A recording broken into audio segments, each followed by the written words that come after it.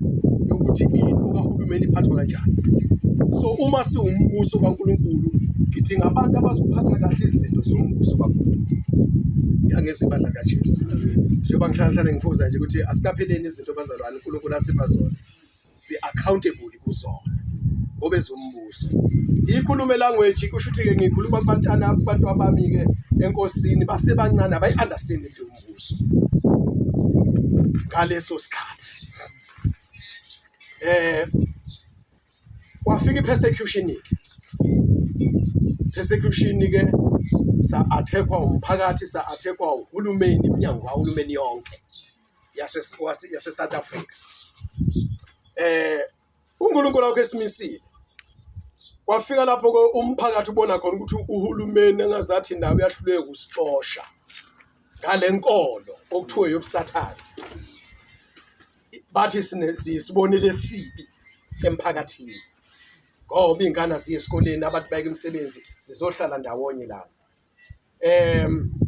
Umphakathi wavele wayithathela umthetho ezandleni.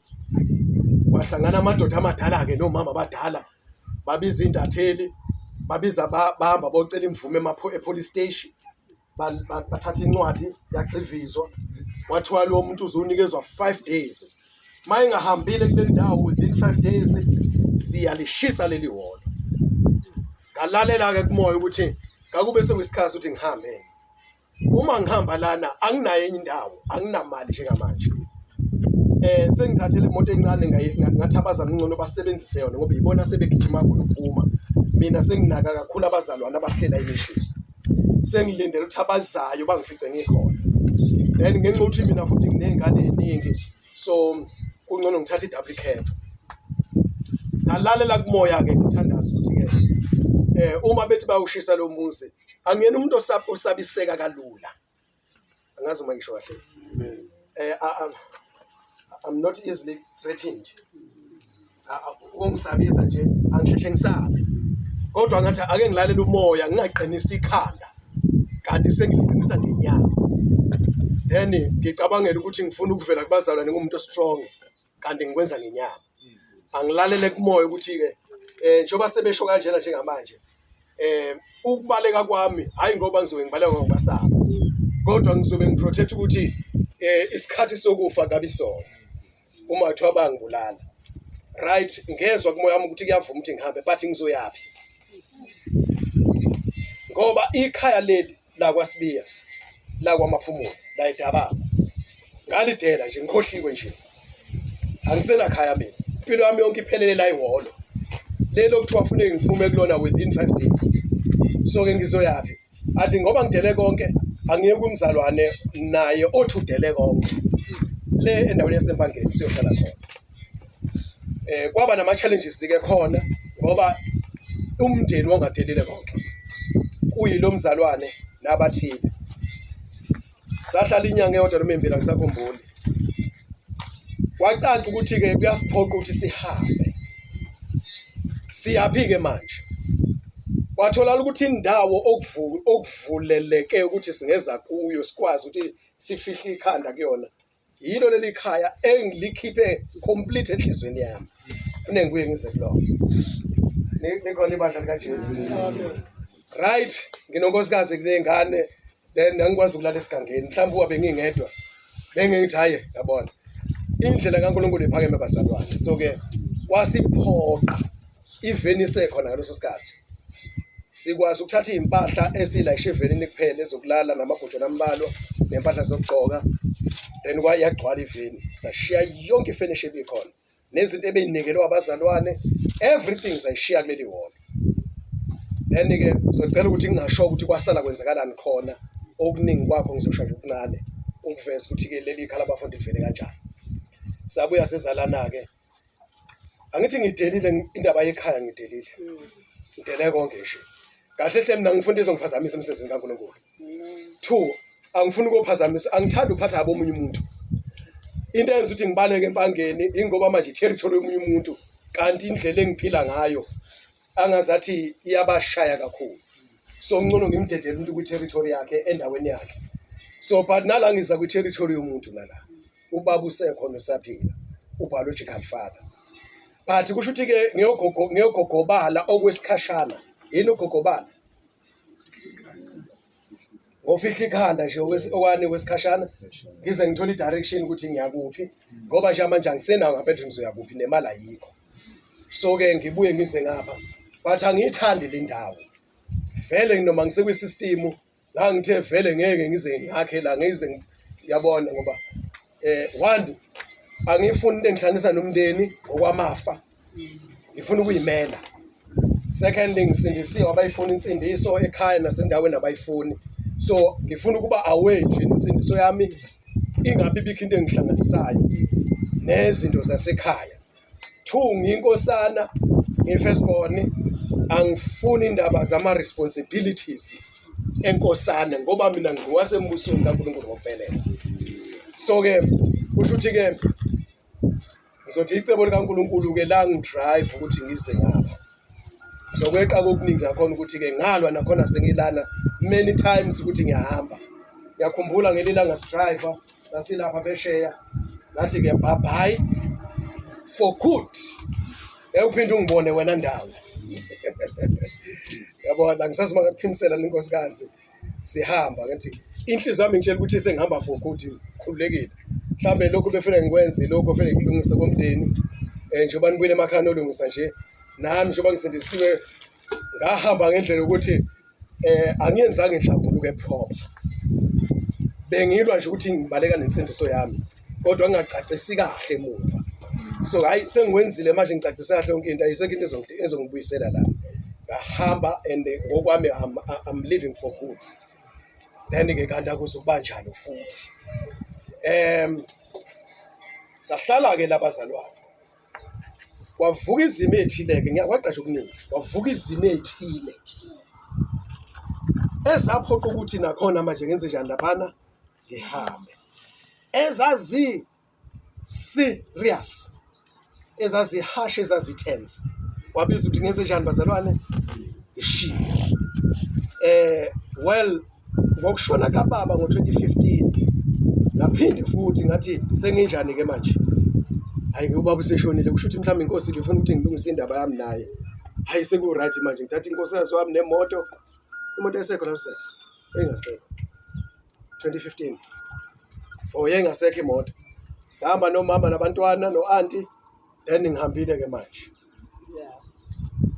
ngilalela umoya iBhayibheli lithe niyofuna umuzi ofanele angithi funani hambani ningene esedolobheni mangilifunda iBhayibheli ngendlela elisho ngayo yimi ofuneka ngidecide ukuthi manje ngiyahamba but mangihamba la ngifika khona angofuna umuzi mina onjani ofanele ngingenise kuwo bese konke abakubeka etafuleni ngidle khona so ke angilalele kumoya ke manje uma ngihamba kuhamba mina kuqala ngiyolungisa indawo then ngilalele kumoya ukuthi ngiholela ngakuphi ngizwe kumoya wami ukuthi direction ufike ngithathe yiphi hayi ufike ngiyithola indawo lapho enekhala abazali abasindisiwe bakhonza African gospel hayi basimukele khona i-back room singene sihlale khona then ke ubabu sekuphelile manje sihlale kamnandi kulobuzalwane insizwa yakhona isimukele ibe interested njalo ekseni siyavuka sine class kube mnandi nje zavuka izinto hayi kufuneka ngikhashwe manje ngiyaphi ke manje yavaleka yonke enye indawo evuleka yiphi yona le safuna ngibuya futhi ngizela futhi andeni inkinga la ndawo angifuni so uphoqathi sibuye sizela nathi then wafela lapho uNkulunkulu esikhipha khona ngendlela ethile ke futhi uma sizophuma laphana sengibonile manje phela ngithi uNkulunkulu uyakhuluma akufundise ukhulu njoba ekhuluma ngezimo circumstances ngiyabona ukuthi angazathi into afuna ngiyenze ikule ndawo so angiqale manje ngiyinake lento uthi okay kusho ukuthi indawo ufuna ukuthi uNkulunkulu ngisebenzele kuyo ile property yakwasibiya and le property yasibiya umuntu okhona eFirstborn yimi bazalwane ifaith ngiyisebenzisa ngiyathanda ukuyisebenzisa kakhulu angihlusho ukuthi imali anginayo ngangazi ngizoyithola indawo ngivuse imission ngokholwa uNkulunkulu uzongiprovide but kwavaleka then enhlizweni yami ke ngaqala ngavuma athi ayikulungile inkosi ngiyavuma kodwa wabeka kuNkulunkulu ukuthi njengoba ngihleli lapha uma kuthiwa uthola imali nakho lapho uzofike wakhe khona ngilapha ngithi mawulapha nokhomba ngapha ngithi amasimu le indawo yonke yakwaSibiya le abasekho abantu abadala ayike sahlala ke sibhizi sabhiza umsebenzi kaNkulunkulu nomama kwafika lapho njengoba sashiya imishini nje niyakhumbula ukuthi into sabhenishwa senze njani ukubhanishwa saxoshwa kwathiwa safune kule ndawo sakhishwa kwathiwa sisona ingxenye lomphakathi asifuni nje hlobo singabonana nangengozi ayike lasala ke ihholo ke ngaleso sikhathi okwakufuneka baligade bangakwazi ukuligada la vandalizwa kusho ukuthi abantu baqala bayikhiphela abakuthandayo amawindi bakhipha intambo kagesi bakhipha amaglobe bakhipha yonke into nje yabona ukuthi indlu yaqala manje yaguga yaphela kwayila abantu ebengithe abalibheke kwayila bethatha igxathu ukuthi ababuye bezolibheka kodwa into yayibamotivateile bamotivate ukuthi nabo bafuna ukusebenzisa manje then ngaleso sikhathi ke bathola abantu abazobafanda abazobaxhasa ngemali li-renovatwe libe sesimeni ukuthi sisebenziseke elani njalo leli holo bazalwane khumbulani linikelwe kuphi embusweni sekuyi-property kababa manje leni kaNkulunkulu akuyona leyo muntu le-property nomuntu othi uzoyithatha ayisebenzise uma engayisebenzisi ngokwentando kaNkulunkulu uma engayisebenzisi ngendlela yomnikazi ethanda umnikazi wayo le property ngeke kuziphumelele so ke ngavele ngayikhipha enhlizweni ngathi ayikulungile ukusetshenziswa abantu baNkulunkulu sisembusweni kaNkulunkulu ngidele konke mina angifuni into ezilokhu ingidonse emuva angifuni into ezilokhu ingiphazamisa kulungile lesifana abaqhubeka bayisebenzisa bathi kwavuka isimo ke kuphi la ngihleli khona then ke ngathi inkosi nasi isimo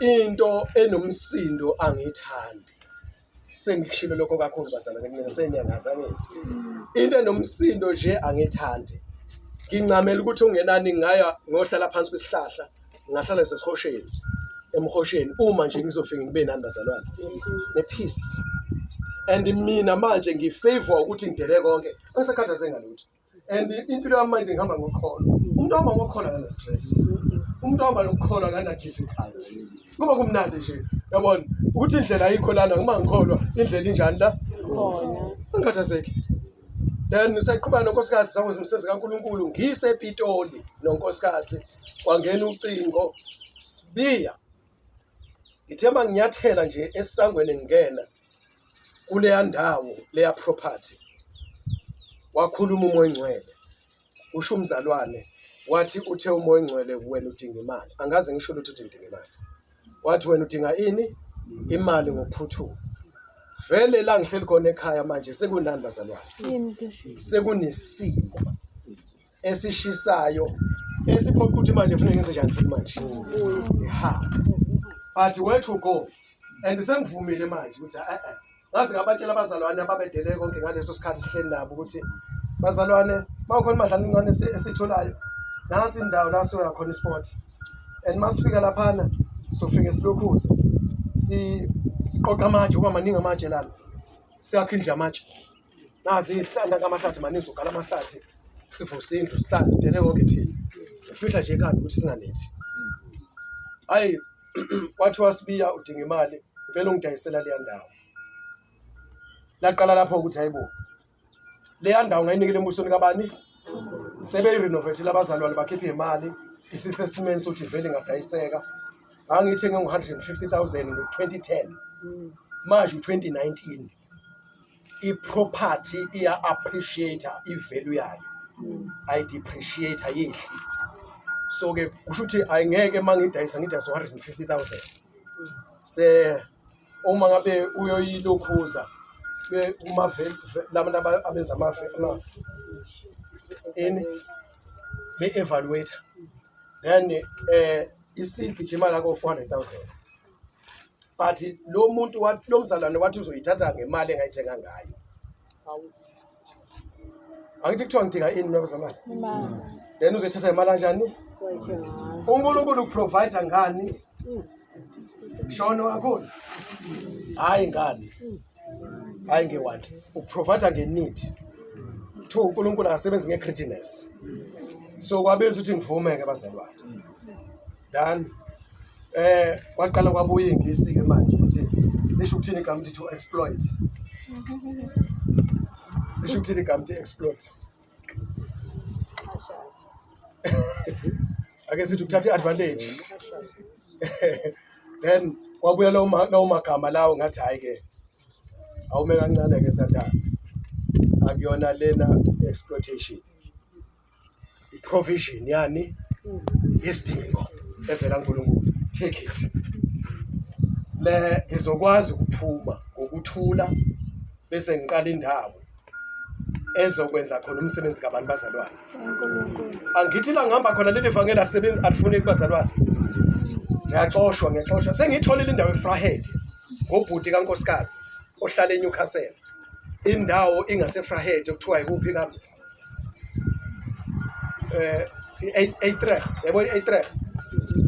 Masuke Utrecht uhamba ubheke emadadeni in between lapho kunendawo zabantu kwangamaplaza bayakha abantu ngathola indawo enhle and umuntu othanda ukulima nokufuya iplaza ngangizofuya nje ngafike ngayibona but mangilalela kumoya akuvumi mina njengomuntu ngiyithanda le ndawo and ingikhelisa impela futhi le ndawo ngizokushintsha inamba ngoba ngifuna ukudisconnecta totally nabantu bonke abangaziyo ngiqale kabusha lapho kodwa ingane zami ethathiwe and ngaleso sikhathi ngangisavuma ukuthi bayivakashise then kuzoba nama complications manje masefuneke baye.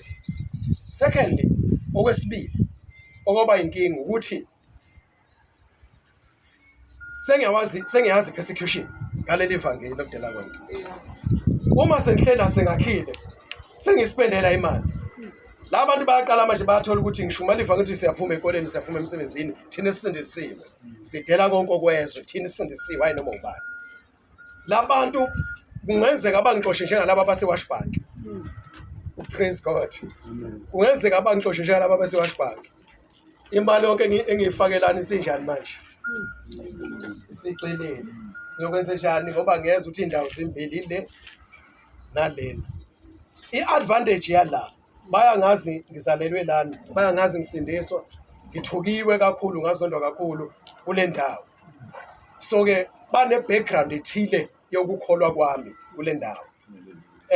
Kune advantage ukuthi ngeke bona abangixoshe njengalabo abanye abangangazi. Ngoba ngingane yapi? Yasendaweni. 2 sebe used lento ukuthi inkolo yami ayihlabela amadlozi. So 3 umhlaba lona kuzobe kuumhlaba wakithi and akasekho ngaphe kwami yimi inhloko. So ke ngine right ukuthi ngidecide ukuthi ngenzani ngawo. Since ngidele konke ngizokwenza lokho engikhule ukuthi ngikwenze. I-advantage leyo. Ayike yafela ke le ndawo bazalwane ngayiyeka waba disappointed umuntu wayesitholele yona. Ngabuya ke ngeza ngazokwakhala la ke. Ngithola le mali ngo2019. Ngase ngithi